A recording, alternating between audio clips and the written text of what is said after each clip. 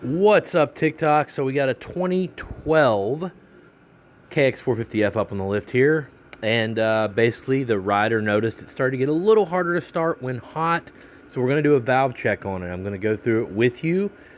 So far, we've just removed the seat and the tank.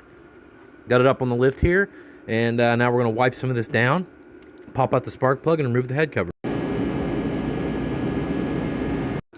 All right, the cover's off. We slid our shims between our cam and our bucket.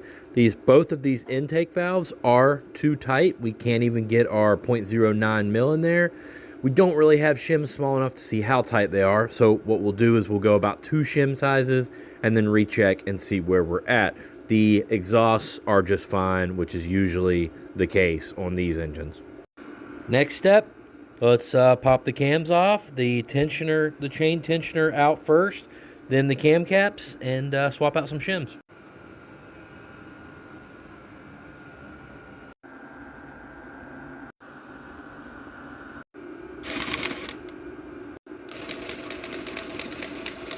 All right, we've got our old shims out, about 2.35. So we'll come over to the hot cams kit and get about a 2.25. Throw that in there, throw it back together, measure it, and see where we're at. Now on some of these bikes, you can just gently lift the cam out of the way and just kind of lay it to the side here without even taking the chain off, and that saves you some time having to retime it. But basically, I'll use a magnet here, pull that bucket right out. Usually the shim will stay on the bucket or at least attached to the magnet, and then you put the other one back in. Be very careful when you do that. You don't want to drop it down in there. Simple as that. All right, guys, we got lucky with this one. 2 shim sizes, about 0.10 millimeter, ended up being perfect.